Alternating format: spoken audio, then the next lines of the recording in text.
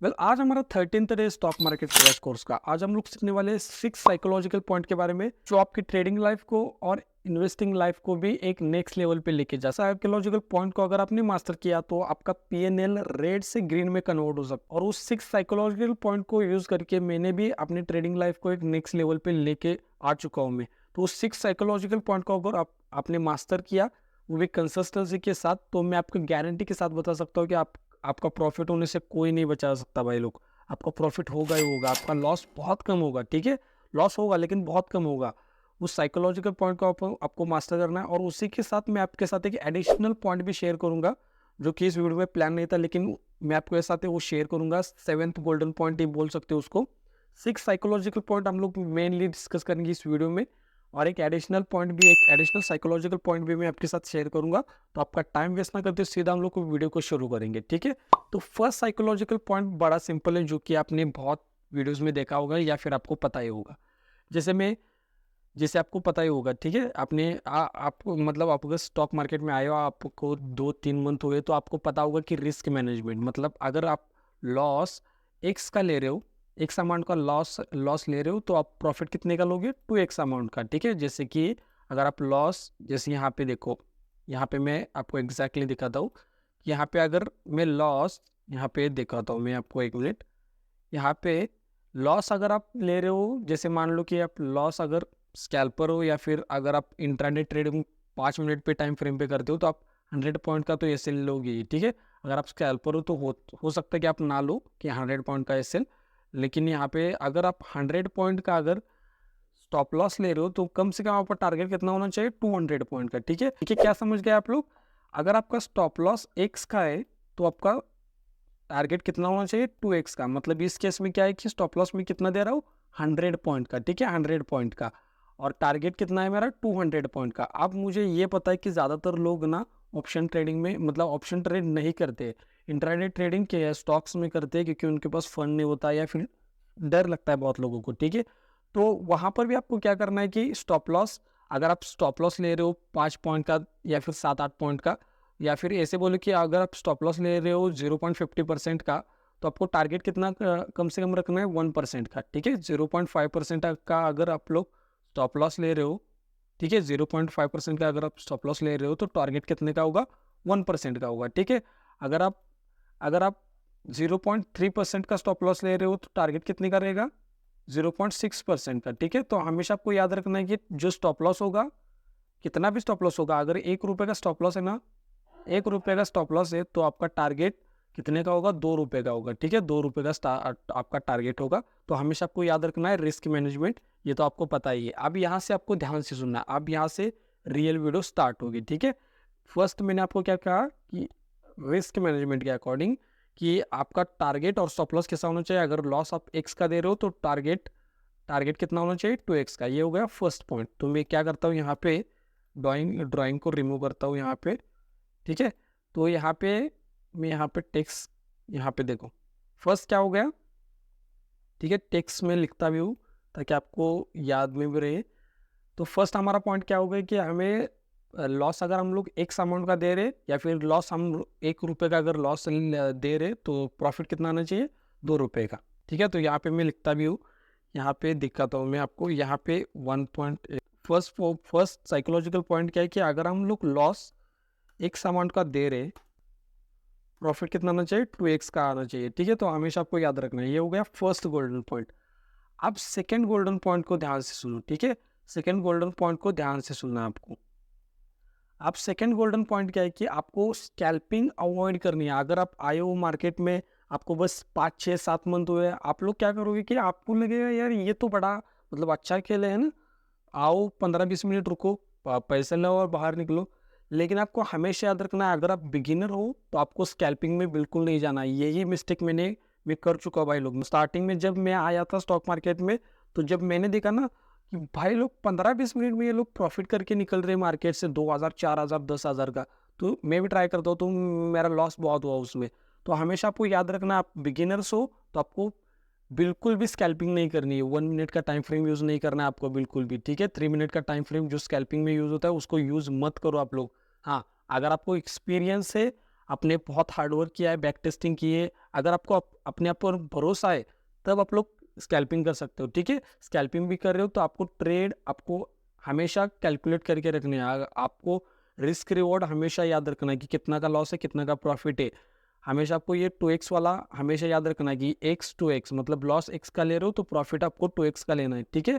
तो second point क्या होगा कि आपको स्कैल्पिंग अवॉइड करनी है, ठीक है। और ये वॉरेन बफेट पता है ना क्या कहते हैं कि स्टॉक मार्केट एक इंस्ट्रूमेंट है, ये जो इंस्ट्रूमेंट है जो इम्पेशेंट लोगों से पेशेंट लोगों तो पैसा पहुंचाने का, ठीक है। मतलब जो इम्पेशेंट लोग हैं ना, जो इम्पेशेंट लोग हैं, ठीक है, उनका पैसा कहाँ तक जाएगा, जो पेशेंट लोग हैं, ठीक है, उनके पास, ठीक है। तो हमेशा आपको याद रखना है कि आपको पेशेंस बहुत मार्केट में चाहिए, पेशेंस रखना है आपको। और स्कैल्पिंग में यही नहीं होता कि स्कैल्पिंग में क्या होता है कि यहाँ पे एंट्री करो, यहाँ पे निकल जाओ, यहाँ पे एंट्री कर रहे हो, यहाँ पे निकल जाओ। बहुत क्विक लेना पड़ता है, ठीक है, बहुत क्विक एक्शन लेने पड़ेगी आपको। अगर आप बिगिनर हो तो आपको थोड़ा सा मतलब मुश्किल जाएगा, तो आप अवॉइड करो स्कैल्पिंग को। आप क्या कर सकते हो कि एक स्ट्रैटेजी को पकड़ो, उस स्ट्रैटेजी के अकॉर्डिंग ही ट्रेड करो, ठीक है। आप अगर आप बिगिनर हो तो बिल्कुल भी मत जाना स्कैल्पिंग की ओर। और आपको पता ही होगा अगर आप 1 मिनट का ब्रेकआउट और 15 मिनट का ब्रेकआउट, ठीक है, 1 मिनट का ब्रेकआउट और 15 मिनट का ब्रेकआउट, ये आपको मैं क्वेश्चन पूछ रहा हूँ कि 1 मिनट का एक ब्रेकआउट दिया है, ठीक है, किसी भी स्टॉक ने या फिर इंडेक्स ने 1 मिनट का ब्रेकआउट दिया है, ठीक है। और वो टाइम फ्रेम बता रहा हूँ 1 मिनट का है और 15 मिनट का है। अब मुझे बताओ कि 1 मिनट का ब्रेकआउट रियल होगा या फिर 15 मिनट का ब्रेकआउट रियल होगा, ठीक है। 1 मिनट का ब्रेकआउट रियल होगा, ये वाला ब्रेकआउट, ठीक है, ये वाला ब्रेकआउट रियल होगा, इसमें टाइम फ्रेम 1 मिनट है और इसमें टाइम फ्रेम 15 मिनट है, ये ब्रेकआउट रियल होगा। मुझे आप कमेंट में बताना, ठीक है, 1 मिनट का ब्रेकआउट रियल होगा या फिर 15 मिनट का ब्रेकआउट जो होगा वो रियल होगा, ठीक है। हमेशा आपको याद रखना है। तो मैंने सेकेंड पॉइंट क्या आपको बताया कि स्कैल्पिंग को आपको अवॉइड करना है, तो यहाँ पे मैं लिखता हूँ, ठीक है। तो यहाँ पे मैं सेकेंड पॉइंट क्या लिखता हूँ, सेकेंड साइकोलॉजिकल पॉइंट, कि आपको स्कैल्पिंग को अवॉइड करना है, हमेशा आपको याद रखना है, ठीक है, ठीक है। तो सेकेंड पॉइंट क्या रहेगा हमारा, स्कैल्पिंग को हमें क्या करना है, स्कैल्पिंग को क्या करना है, हमें अवॉइड करना है, ठीक है। अब आते हैं थर्ड पॉइंट की ओर जो कि इंपॉर्टेंट है, और 6 पॉइंट तो बहुत इंपॉर्टेंट है भाई लोग, ठीक है। आपको ना how much can you lose, मतलब ऑलरेडी आपको प्लान करके बैठना है कि आप कितना लूज करने वाले हो, ठीक है। जैसे यहाँ पे देखो, आपको ऑलरेडी प्री प्लान करना पड़ेगा कि आप कितना मार्केट को देने वाले हो। जैसे कि यहाँ पे अगर आप मान लो कि आप ट्रेड कर रहे हो किसी भी स्ट्रैटेजी, अगर आपको पता होगा कि एडेक्स नहीं, यहाँ पे एडेक्स है, एडेक्स 25 के ऊपर है, मस्त ब्रेकआउट आ रहा है, तो यहाँ पे आप लोग ट्रेड कर रहे हो। आपको एडेक्स के बारे में नहीं पता तो ऑलरेडी यहाँ पे मैंने वीडियो यहाँ पे बना के रखा हुआ है, देखिए एडेक्स के बारे में, देखो यहाँ पे एडेक्स के बारे में मैंने ऑलरेडी वीडियो बना के रखा हुआ है, जाके पहले वो वीडियो देखो जो कि बहुत इंपॉर्टेंट है। जो स्ट्रैटेजी का विन रेट भी बहुत अच्छा है, विन साइज भी अच्छा है, ठीक है, ये वाला ADFI का वीडियो जाके देखो, एडेक्स के बारे में बहुत अच्छे से नॉलेज दिया है भाई लोग, ठीक है। तो आप चैनल पे नए हो तो सब्सक्राइब करना चैनल को और बेल नोटिफिकेशन को ऑन करना, ताकि जो भी अगर मैं नई वीडियोस अपलोड करूँ तो आपके पास आए, ठीक है। ये जाके वीडियोस देखो, एक्सपायरी डेट स्ट्रैटेजी और ऑप्शन चेन के बारे में ये वीडियो है, वो उसको हमेशा याद रखना और देखना भी, ठीक है, ठीक है। तो फिर से आते हैं हम लोग यहाँ पे, तो देखो थर्ड पॉइंट क्या है कि आपको प्री प्लान करना है कि आपको कितना लूज करना है मार्केट में, ठीक है। हो सकता है कि आप 100 रुपये लूज कर सकते हो सकता है कि आप 1000 लूज कर सकते हो सकता है कोई बंदा 1 लाख भी लूज कर सकता है, मतलब वो लॉस मतलब ले सकते हो लोग, उनको कोई प्रॉब्लम नहीं। हो सकता है कि कोई 1 करोड़ का भी लॉस ले सकता है, और हो सकता है कोई 100 करोड़ का भी लॉस ले सकता है, मतलब उनका मतलब नॉर्मल है उनके लिए, ठीक है। तो हमारा रिस्क मैनेजमेंट हमारे अकॉर्डिंग चलता है, ठीक है, आपका कैपिटल कितना है उसके अकॉर्डिंग। तो हमेशा आपको याद रखना है कि जो भी आपका कैपिटल है उसका 1% या फिर मैक्स 2% का आपको लॉस लेना है, पर डे की बात कर रहा हूँ, उससे ऊपर नहीं जाना।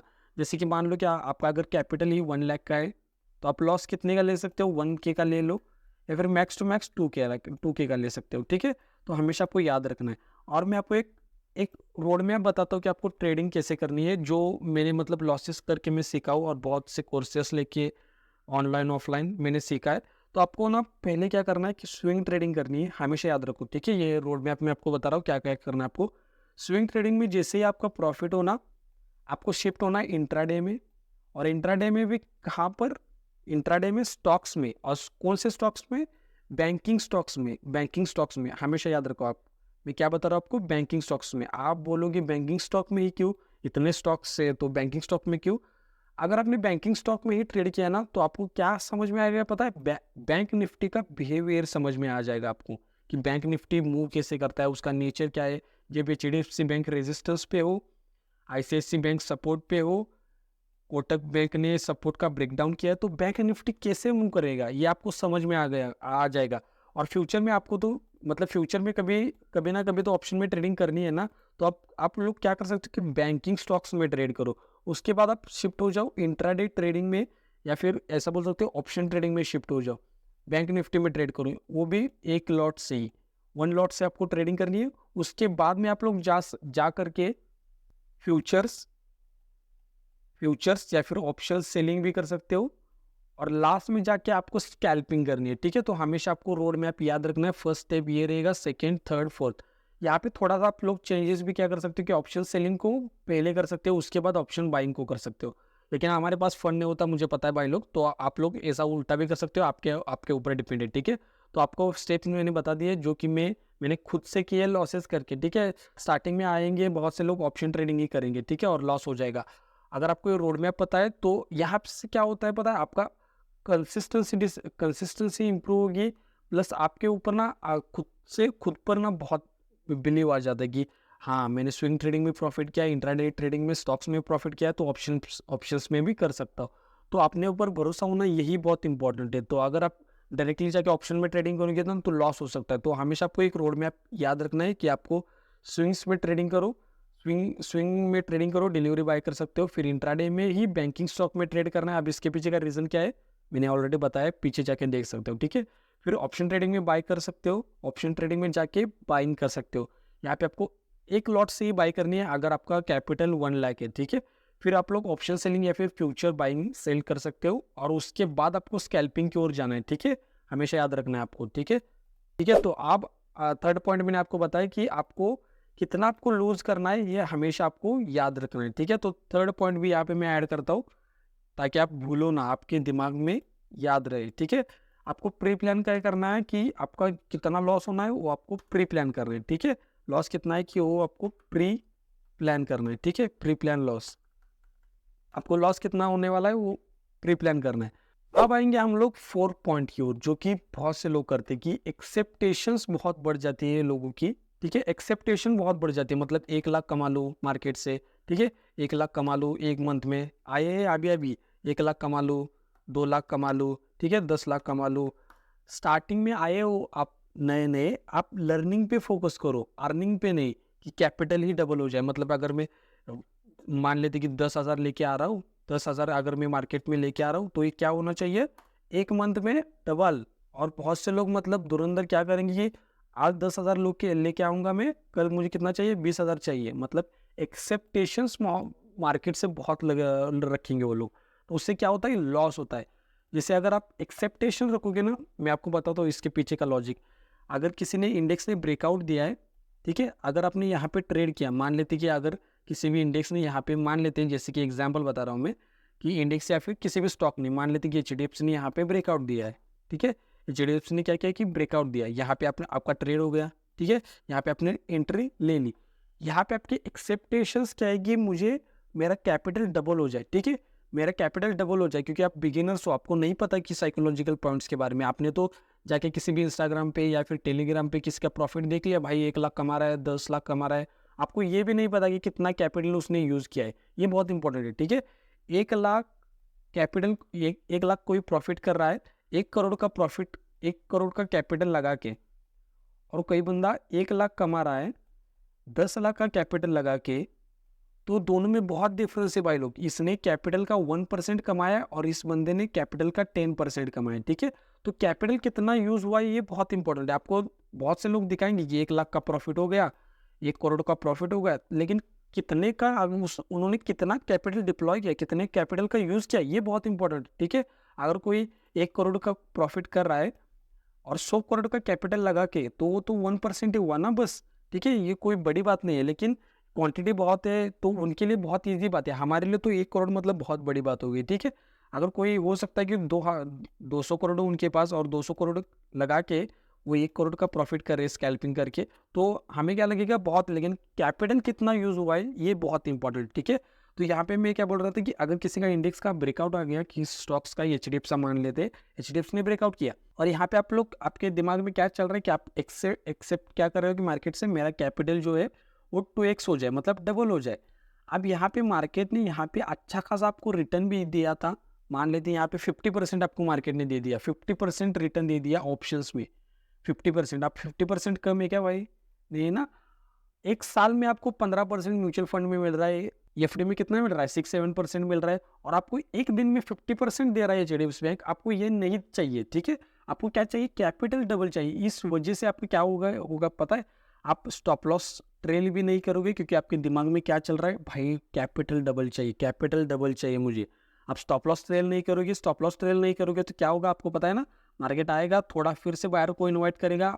अब यहाँ पे आपको क्या करना पड़ता है, जैसे कि मान लो कि यहाँ पे ऐसा चार्ट बना हुआ है, आपका स्टॉप लॉस यहाँ पर है ना, जब आपका 50% टारगेट कंप्लीट हो जाएगा तो आपको स्टॉप लॉस को ट्रेल करना पड़ता है, ठीक है? तो ये मैं तो यही यूज़ करता हूँ, स्टॉप लॉस को ट्रेल करना मैं प्रेफर करता हूँ। आपको भी पसंद है तो आपको भी स्टॉप लॉस को ट्रेल करना है, ठीक है? तो आप स्टॉप लॉस को ट्रेल नहीं करोगे, यहाँ पे आप बेटर रहोगे, क्योंकि आपके दिमाग में क्या चल रहा है? 2x profit double. तो यहाँ से मार्केट फिर ऊपर जाएगा, फिर से ब्रेकआउट दे सकता है, या फिर बाहर से इन्वाइट करेगा, फिर स्टॉप लॉस हिट करेगा सबकी। यहाँ पे आप फिर आपको हजम नहीं होगा कि मैंने लॉस ले लिया। यहाँ पे अच्छा खासा मुझे 10K का प्रॉफिट दिख रहा था, लेकिन मेरे दिमाग में क्या चल रहा था? 20K का प्रॉफिट दिखे। यहाँ पे आप क्या करोगे? फिर रिवेंज ट्रेडिंग करोगे, यहाँ पे फिर से एक ट्रैप पे फंस जाओगे आप लोग, ठीक है? एक ट्रैप होता है, ठीक है? तो आपको यहाँ से अवॉइड करना है किसको? एक्सेप्टेशंस आपको मार्केट से कुछ नहीं रखनी, ठीक है? जो आ रहा है, जैसे 200 क्या आ रहा है, ठीक, अच्छा प्रॉफिट है भाई। 200 अगर आपको मिल रहा है, 200 प्रॉफिट मिल रहा है तो बहुत अच्छा है। 100 का प्रॉफिट मिल रहा है ना आज, बहुत अच्छा है। 50 रुपये का प्रॉफिट मिल रहा है, अच्छी बात है। सब लोगों ने स्टार्टिंग यहाँ से ही की है, कोई ऐसा ही नहीं कि आ गए मार्केट में आज से ही मतलब करोड़ों छापने लगे, ऐसा नहीं। 10 से भी स्टार्टिंग होगी, 2-3 रुपये का भी प्रॉफिट होगा आपका। हमेशा आपको याद रखना है प्रॉफिट कितने का होता है वो इंपॉर्टेंट नहीं है, प्रॉफिट के पीछे की साइकोलॉजी, आपने डिसिप्लिन फॉलो किया है कि नहीं, ये इंपॉर्टेंट, ठीक है? तो ये हो गया 4th पॉइंट।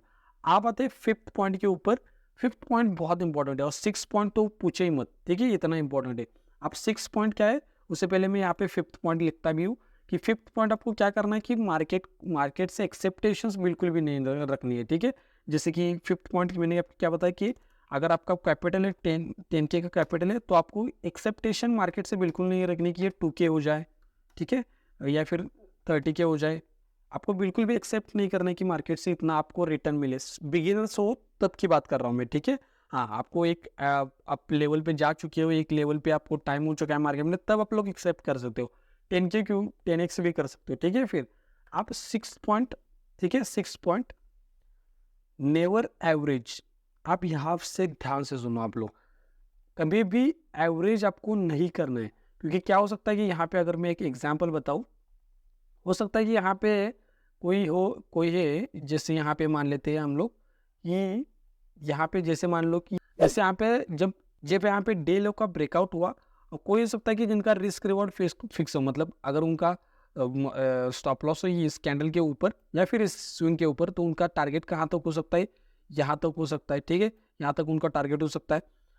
और कोई बंदा हो जिनका स्टॉप लॉस फिक्स नहीं है या फिर टारगेट फिक्स नहीं, वो लोग क्या करेंगे कि जब स्टॉप यहाँ पे ब्रेकआउट मिल गया, यहाँ पे तो एंट्री करेंगे, लेकिन जब मार्केट ऊपर गया फिर से क्वांटिटी ऐड करेंगे। जब मार्केट नीचे आएगा तो फिर उनको अच्छा लगेगा, भाई ठीक है ना, मैंने कहा था ना मार्केट नीचे आएगा, देखो आ गया। लेकिन फिर से मार्केट ऊपर जाएगा, फिर से वो लोग क्वांटिटी ऐड करेंगे, फिर मार्केट होल्ड करेगा। तो होप में बैठेगी आप मार्केट नीचे आएगा, लेकिन मार्केट ऐसा करेगा नहीं, मार्केट तो ऊपर जाएगा। फिर उनको स्टॉप लॉस तो वो लेंगे ही नहीं, लेकिन उनका एवरेज करके बहुत बड़ा लॉस हो जाएगा भाई लोग। तो आपको कभी भी लॉस नहीं करना है मार्केट में, लॉस इन द सेंस कि कभी भी आपको एवरेज नहीं करना है, क्योंकि अगर आप एवरेज करोगे तो आपका लॉस बहुत बढ़ जाएगा। और अगर आपको पता है येस बैंक के बारे में, तो अगर आपने येस बैंक को एवरेज करते हैं तो आप मतलब आपका कैपिटल नहीं, पूरा घर चला जाता उसमें, ठीक है? तो एवरेज करके लेकिन वो फिर भी येस बैंक कितना आ गया पता है ना आपको? 400 का कभी स्टॉक हुआ करता था, 5-10 रुपये के आसपास वो स्टॉक ट्रेड कर रहा है। तो आपको एवरेज नहीं करना है, आपको विनिंग ट्रेड में एवरेज करना है, लूजिंग ट्रेड में एवरेज नहीं करना। जैसे आप किसी के अगर आपके स्विंग ट्रेडिंग कर रहे हो या फिर ट्रेडिंग इंट्राडे ट्रेडिंग कर रहे हो, मार्केट ऊपर जा रहा है आपके फेवर में, तो यहाँ पे आप एवरेज कर सकते हो, ठीक है? लेकिन आपको लूजिंग ट्रेड में कभी भी एवरेज नहीं करना है, ठीक है? विनिंग ट्रेड में एवरेज कर सकते हो आप लोग। तो यहाँ पे 6 पॉइंट क्या आ गया कि आपको एवरेज नहीं करना है, ठीक है। डोंट एवरेज, एवरेज आपको कभी भी नहीं करना है। जैसे किसी स्टॉक अगर 100 पॉइंट का है, जैसे मान लो तो कि 100 का किसी स्टॉक है, अगर वो स्टॉक आता है 80 रुपीज़ का, तो आपको यहाँ पे क्या क्या नहीं करना है, एवरेज नहीं करना। अगर वो लूजिंग ट्रेड है तो, ठीक है। अगर विनिंग ट्रेड बन रहा है 100 से, अगर मान लो कि 100 से वो गया 120 तक, तो यहाँ पे आप लोग एवरेज कर सकते हो, क्योंकि आपको ये एक विनिंग ट्रेड है, ये लूजिंग ट्रेड नहीं है। विनिंग ट्रेड को आपको होल्ड करना है और लूजिंग ट्रेड को आपको कट करना है, हमेशा याद रखना है, ठीक है। अब आते हैं 7th पॉइंट की ओर, जो कि इंपॉर्टेंट है। 6 पॉइंट हो गया, आपको एवरेज नहीं करना है। ये 7th पॉइंट मैं एडिशनल दे रहा हूँ, क्योंकि इस वीडियो में हम लोग 6 पॉइंट ही डिस्कस करने वाले थे, और 7th पॉइंट ऐसे एडिशनल दे रहा हूँ मैं आपको। 7th पॉइंट इज इम्पॉर्टेंट, आपको ना एनालिसिस ट्रेडिंग से पहले करनी है। Analysis should be before the trade, मतलब कि एनालिसिस जो भी होगी आपकी, वो ट्रेड के पहले होगी। जो भी आप ट्रेड करोगे उससे पहले आपको एनालिसिस करनी है, हमेशा याद रखना है आपको। ये नहीं कि आपने ट्रेड ले लिया, तो यहाँ पे ट्रेड ले लिया, मान लेते कि यहाँ पे आपने कॉल की साइड ट्रेड ले लिया या फिर बाय किया किसी भी स्टॉक को, और यहाँ पे आप लोग प्लान कर रहे हैं कि यहाँ पे स्टॉप लॉस इतना होगा, टारगेट इतना होगा। नहीं, आपको पहले ही प्री प्लान करना पड़ेगा कि एग्जैक्टली कहाँ पे बाइंग होगी, कब बाइंग होगी, स्टॉप लॉस क्या रहेगा, टारगेट क्या रहेगा, कब निकलूंगा, कब ट्रेल करूंगा, आपको हमेशा याद रखना है, ठीक है। तो यहाँ पे 7th पॉइंट क्या है कि आपको प्री प्लान करना है कि कितना स्टॉप लॉस होगा, कितना टारगेट होगा, पूरा। एक बार अगर आपने ट्रेड में एंट्री ले ली, अगर आपने किसी भी ट्रेड में एंट्री ले ली, तो फिर आपका स्टॉप लॉस होगा या फिर टारगेट, आपको बीच में नहीं निकलना, कहीं भी बीच में नहीं निकलना। या तो स्टॉप लॉस ले लो पूरा, या फिर पूरा टारगेट ले लो, बीच में कहीं पे नहीं निकलना आपको, ठीक है। ऐसा मान लो कि ये जंग है, ये जंग है, और इस जंग में या तो आपको जीतना है या फिर मरना है, ठीक है। या फिर जीतना है या फिर मरना है, आपको किसी के सामने झुकना नहीं है बिल्कुल भी। आप या फिर जीतोगे या फिर हाँ मतलब मर जाओगे, लेकिन झुकोगे नहीं। झुकोगे, झुकना मतलब क्या है कि बीच में निकल गए आप लोग, मतलब झुक गए उनके सामने। हमें झुकना नहीं है, हमें क्या है कि मर जाएंगे लेकिन झुकेंगे नहीं, मतलब या तो टारगेट लेंगे या फिर स्टॉप लॉस लेंगे, बीच में तो बिल्कुल भी नहीं निकलना आपको। तो ये 6 पॉइंट्स थे जो साइकोलॉजिकल पॉइंट्स थे। 7 पॉइंट ऐसे ही आपको मतलब एडिशनल दे दिया मैंने आपको। तो आप चैनल पे नए हो तो सब्सक्राइब करना, बेल नोटिफिकेशन को ऑन करो। और यहाँ तक देखने के लिए भाई लोग थैंक यू सो मच, बहुत प्यार आपको। तब तक के लिए आप लोग लेफ्ट वाली वीडियो के ऊपर क्लिक करके वीडियो देखो वॉल्यूम स्ट्रेटजी के बारे में, या फिर राइट वाली वीडियो के ऊपर क्लिक करके आप लोग इस कोर्स को कंटिन्यू कर सकते हो। तो यहाँ तक देखने के लिए भाई लोग थैंक यू सो मच, बहुत प्यार आपको, थैंक यू सो मच।